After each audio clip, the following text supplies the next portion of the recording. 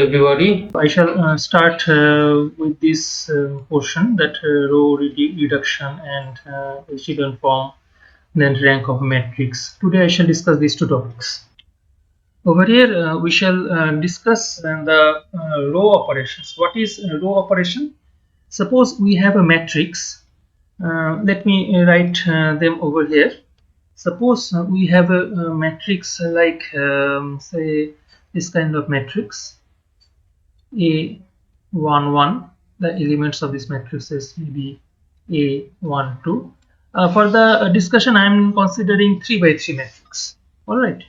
So A13, then A21, A22, afterwards A23, and then A31, A32, A33.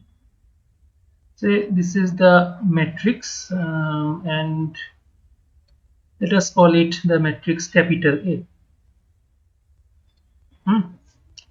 Now in this matrix, if you already know this kind of operations, hopefully these are introduced in class 11 and 12 level. If we multiply one row by a certain constant k, and you can after multiplication you can add that row with second or third row, whatever it is, this kind of operations, or you can subtract one row from the other. These kind of operations are called sweep out operations or row operations. All right, sweep out operations, sweep out row operations, particularly sweep out row operations.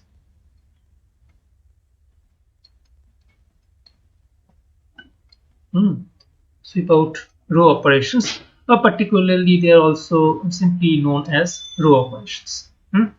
If suppose we are over here, if you look at this book already, the name has been written over here, sweep out process. And there this kind of operations have been introduced. I have my old copy of the book, so some this kind of extra some notes have been there. Anyway, you can neglect all this. So now this kind of operations, say R23 multiplied R23 of 1. What does it mean? It means that the second row is multiplied by 1 and then added with third row. Or in other words, you can simply say that we are adding these two rows, R2 plus the row R3. This is technically written in this fashion. So if you do not know this kind of operations, you can simply consider this operation as equal to R2 plus R3. Okay. Now by this kind of operation, similar operation can also be written whenever we shall deal with columns. But in case of matrix, the row operation becomes much more useful rather than the column operations. In case of matrix especially. Why is it so much useful? Because it is actually corresponds to certain kind of linear algebraic equations that we shall discuss in the subsequent lectures, not today. Anyway, so over here at first we need to introduce what is the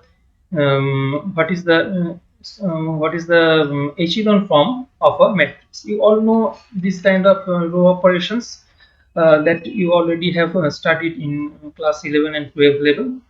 So I'm not going through the detail of this kind of row operations. You all know these row operations. Today we shall mainly discuss. We shall introduce this echelon form, and we shall discuss some examples in this echelon form, how to compute related topics or related definitions like rank, matrix, and all. So In order to introduce the definition of echelon form, we need to know something about zero row and non-zero row. As you can see from the name, it is clear that zero row means if in a row all the elements become equal to zero. If all the elements are zero, then such rows are called zero rows. For example, if you look at this matrix, if you look at this matrix over here, the last row, in this last row, hmm, in this last row, all the elements are zero. Over here, this last row and this third row, all these elements are equal to 0. This is also 0 row. So this kind of rows are called zero rows. So this kind of rows are called zero rows of a matrix. And if it is not a zero row, then we call it non-zero row. So over here, this row is a non-zero row. This row, this third row over here, this is a non-zero row. Similarly, this row, these are all non-zero row because at least one non-zero element is there in this kind of third, second, and first row. So these are mainly two categories of rows: zero rows and non-zero rows. Now let's come to the main definition, that is the definition of echelon form. What is this? We say that a matrix is said to be in echelon form.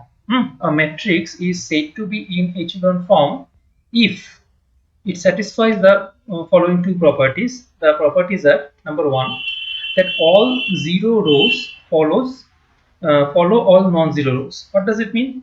It means that we shall have to interchange the row. Sometimes what we do, we just interchange the first row and third row. This kind of operations are also row operations. We shall sometimes multiply one row by certain constant, maybe k, and then add that quantity or subtract that quantity from another row. This is also certain kind of row operations. Sometimes we just subtract one row from another row. Anyway, whatever be the process, by this kind of row operations, what we actually do, we try to make these rows we try to convert these rows into zero rows as much as possible. And secondly, we first write non-zero rows and then we write zero rows. Over here you can see these are the non-zero rows and these are the zero rows. So what it says, that all zero rows follow non-zero rows. That means non-zero rows should come first and zero rows should then follow them. It means that zero rows should be written below below the non-zero rows.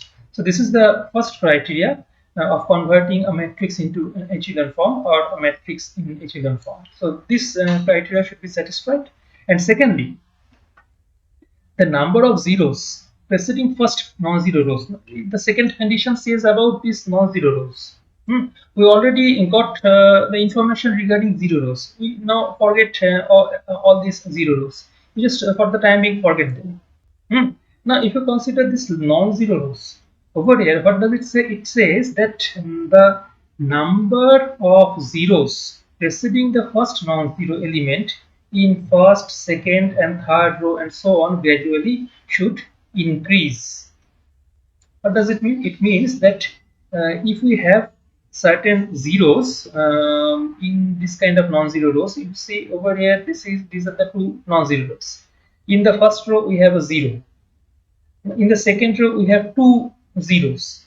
So it says that if we have zeros in this kind of non-zero rows, in that case, number of zeros in first row, then the number of zero in second row, and so on, they should gradually increase. That means if the first row contains only one zero, then the second row should contain only one or more than one zero.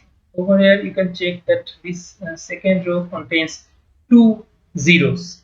If you look at this matrix, you can check that in this first row we have a 0, but the first non-zero element is 1. Before that there is no 0.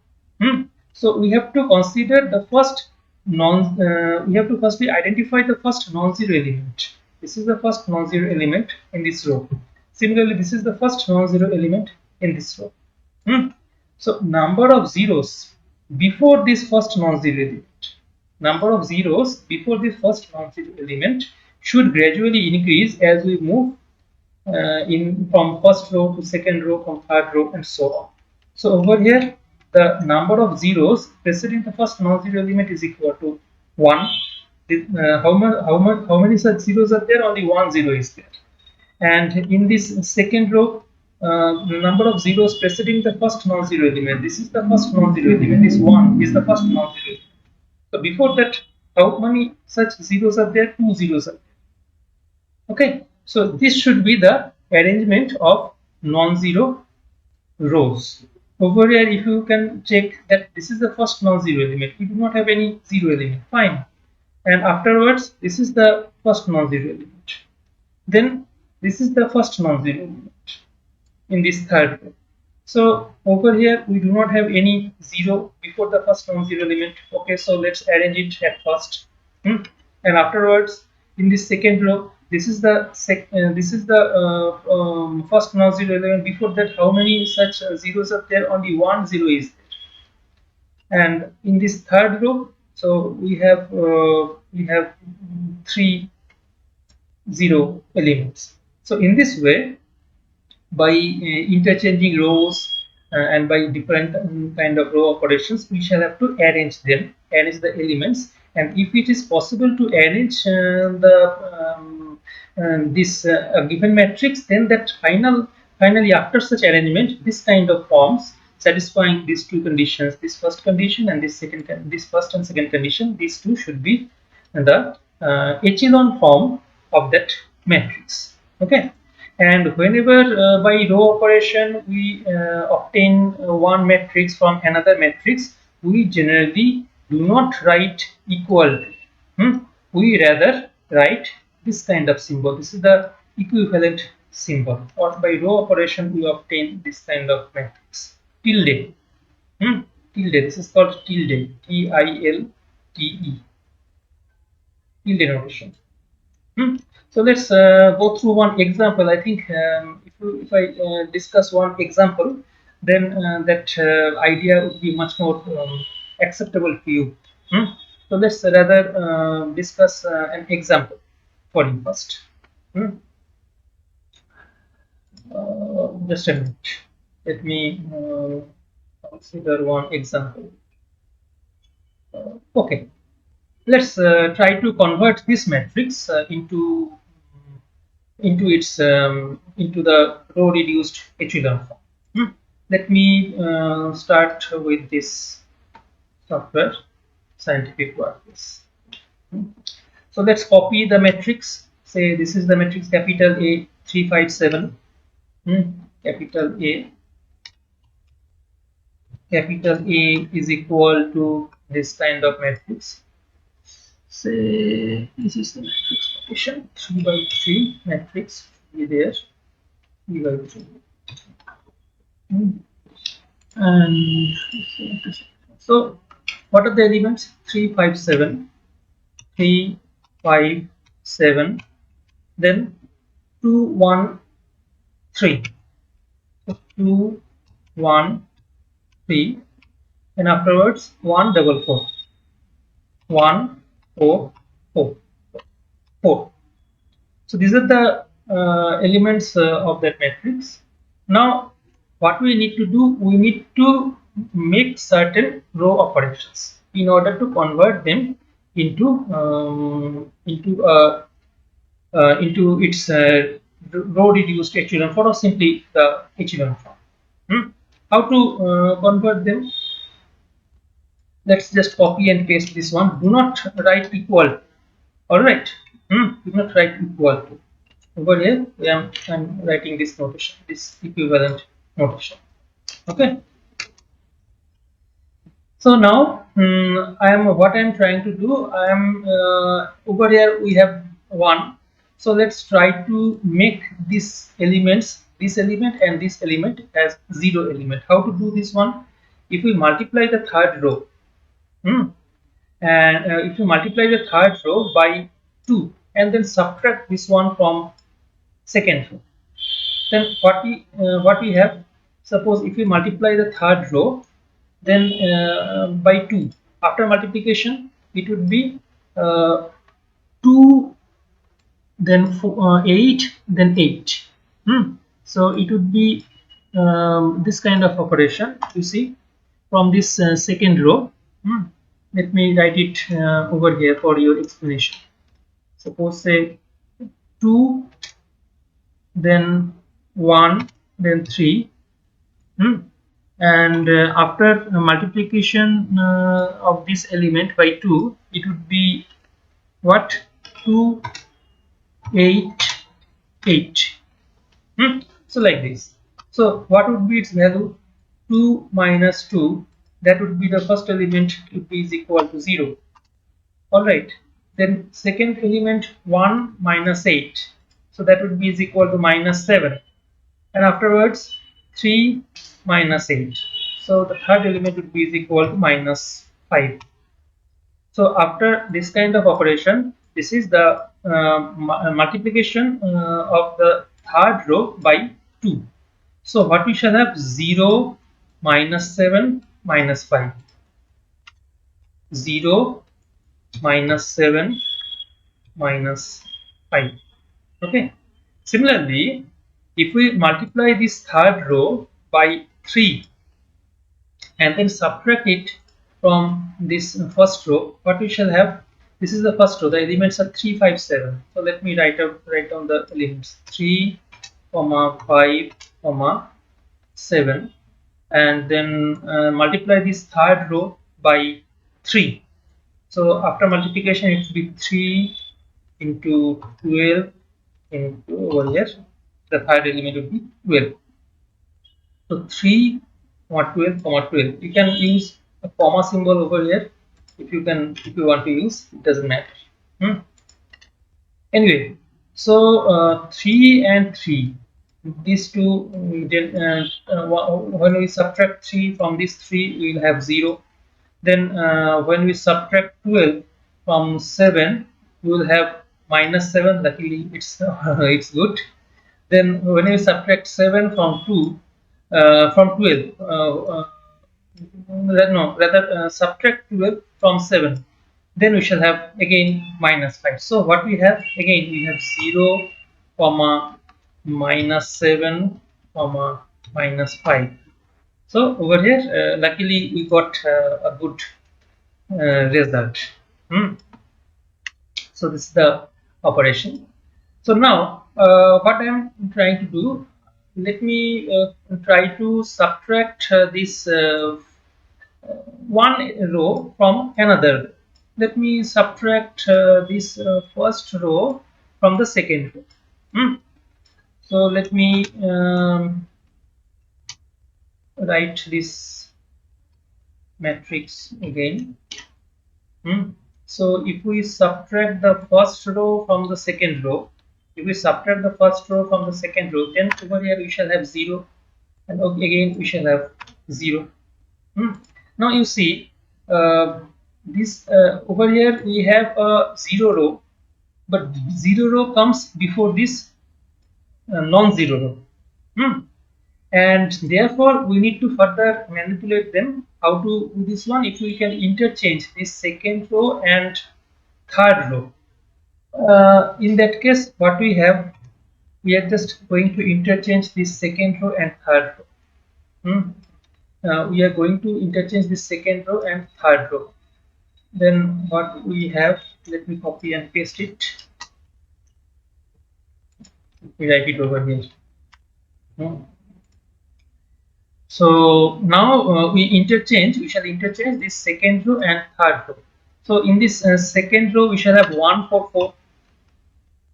Third row should come to the second position, and then over here this should be 0, 0, 0. But again, we have a problem that over here we do not have any zero elements in this second row, and we have a zero element preceding the first non-zero element. This is the first non-zero element. Okay, so this is the first non-zero element. Before that, only one single zero is there. So what we shall do, we shall again make a sweep out operation, and we shall interchange the first and second row. So let me interchange them. Then we shall have in the second position 0, then -7, -5, and in first position it would be 4. Over here it would be 4. Over here it would be 1. Now you can check. You see over here these are the first two non-zero rows, and this is the zero row. So if you look at this first condition of being in echelon form, what does it say? It says that the first criteria, all zero rows should follow all non-zero rows. So at first non-zero rows should come first, and then we should have zero rows. So over here you see these are the these two rows are actually the non-zero rows, and then we have a zero row. Fine. And what was the second condition? The second condition was that the number of zeros preceding the first non-zero element. The number of zeros preceding the first non-zero element. Over here we do not have any zero element. So this is the first non-zero element, and in this second row this is the first non-zero. You see we do not have any zero, and we have one zero. So the number of zero increases if we move downwards. Alright. So this is in the echelon form of the given matrix. Alright. So what conclusion should we write? The echelon form of the given matrix is this one. Okay. So in this way we shall have to compute or we shall have to compute the row reduced echelon form, or simply the echelon form of a given matrix.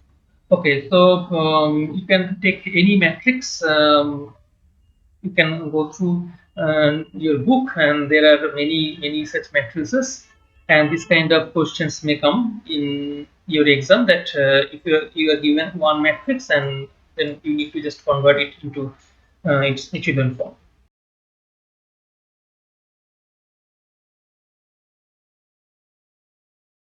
Rank means in this if you are given a matrix capital A, suppose, rank can be defined in different way.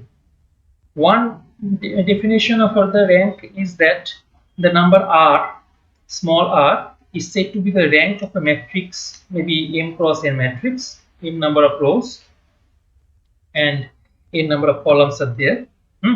And if there exists at least one minor of the given matrix of order r which does not vanish, and each minor of order r plus 1 vanishes, then we say that this r is the row rank, is the rank of that matrix. What does it say? It says, suppose you see this is a matrix. If you look at this matrix now, try to consider its minor. Minor means the submatrices. If you consider 1 by 1 minor, 1 by 1 minor means these elements are actually 1 by 1 minor. Now if you consider 2 by 2 minor, this may be the 2 by 2 minor, 3 1 2 5, this kind of submatrix. And maybe this is another minor of order 2, this may be a minor of order 2, and this may be a minor of order. Now if you consider the determinant of that submatrix or minor, if you consider the determinant, let us try to consider this determinant. So let's rather consider this matrix in the second example.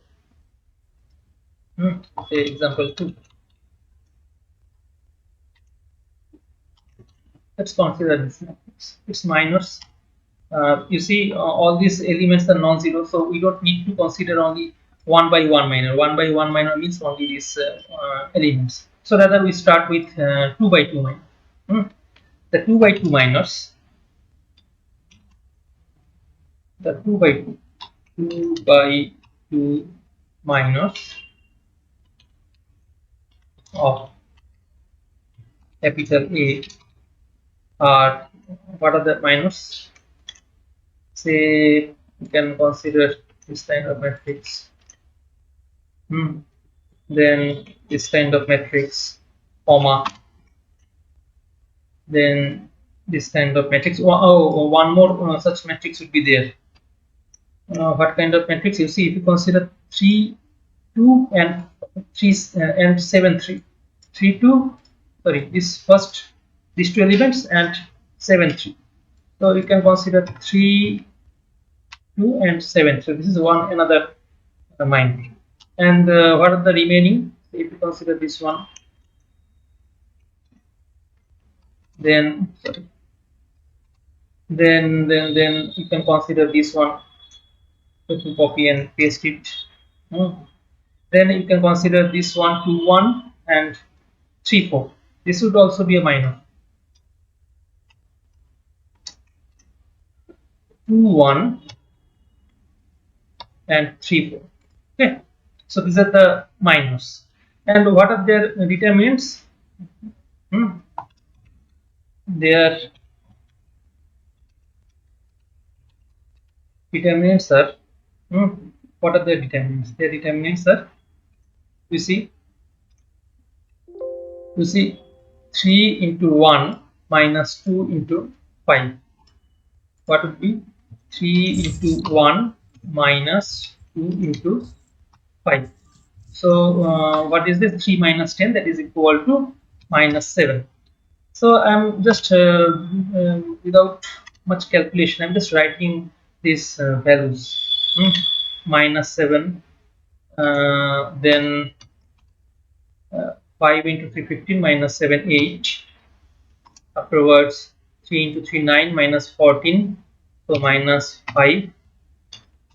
Then 2 into 4 8, minus 1, that is 7. Then 1 4, that is 4, minus 12, so it would be minus 8. And then 2 into 4 8, that is 8 minus 3, that is 5. So these are the minors, and none of which are not equal to 0. So over here we observe that there is no 2 by 2 minor which is equal to 0. All these 2 by 2 minors are equal to 0. So now let's increase the number of minors. Let's consider 3 by 3 minor in place of 2 by 2 minor. 3 by 3 minors, this total matrix itself. This is the only 3 by 3 minor. So let's consider its determinant. The determinant of 1. Determinant of A is what? Determinant of A. You see, let's write it in determinant symbol like this. So let's try to decompose or expand this one with respect to, say, with respect to the first row. So 3 into how much? 3 should be multiplied by this kind of determinant. So 1 into 4, that is 4, minus 12. So 3 into minus 8. 3 into minus 8. Then the negative symbol 5. This 5. This 5 into how much?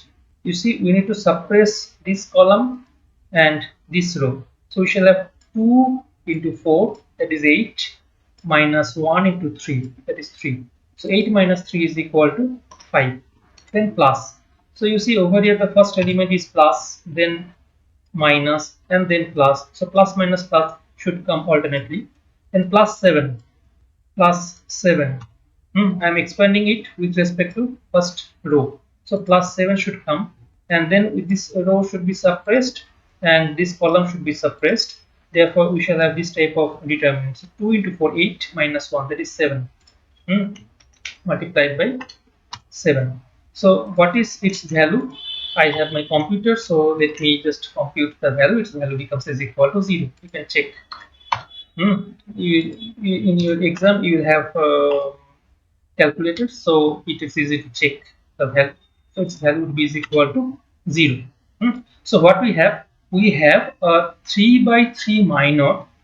In fact, this is the only 3 by 3 minor. So we can say that all the 3 by 3 minor, the determinant of all such 3 by 3 minor is equal to 0. However, the determinant of all these 2 by 2 minors are all not equal. That's why, as per the definition, this is the rank of that matrix is equal to 2. The first, this is 2 by 2 means these 2 by 2 minors are not equal to 0. So if we have at least one 2 by 2 minor whose determinant is not equal to 0, and all the higher order minors, over here higher order minors means 3 by 3 minor. The determinant of such minors become all equal to 0. Therefore, we can say thus the rank of the matrix is 3. So this is the second kind of question that can be selected in your exam. And if you want to compute the rank of a matrix, we have another process that is not been written in this book over here. What is this? The technique is that just consider the row reduced echelon form, or simply the echelon form. If you consider the echelon form, it is easier to find the rank of that matrix. How? Over here, if you consider this matrix, if you consider this matrix in this echelon form, if you consider the final echelon form, over here the number of non-zero rows, it gives you the rank of that matrix. Just neglect these 0 rows. Number of non-zero rows over here. How many non-zero rows are there? There are only 2 non-zero rows. Therefore, directly from this kind of echelon form as well, you can compute the rank of that matrix. So, if you want to compute the rank of that matrix after computation of this kind of this kind of echelon form, you can simply write in which we have 2 non-zero rows, and hence the rank of the given matrix is 2. So this is a related question related to a question from this conversion to echelon forms. It is sometimes given that compute the row reduced echelon form, simply the echelon form of matrix, and hence compute the rank of that matrix. So if you already have computed the row reduced echelon form, then you don't need to follow all this all the technique that has been shown in this example number 2. You can simply observing this number of rows, you can simply conclude that the rank of a given matrix is equal to 2. So you don't need to spend any more time. You can just simply look at the number of non-zero rows in that matrix, and you can finally conclude the rank of a given matrix. So that is the technique I wanted to show you in this class. So I shall discuss this question. Yes, if you have any question, you can ask. Yes. So while calculating minor, so the second order minor, so there was no means any minor did not account to any so 0.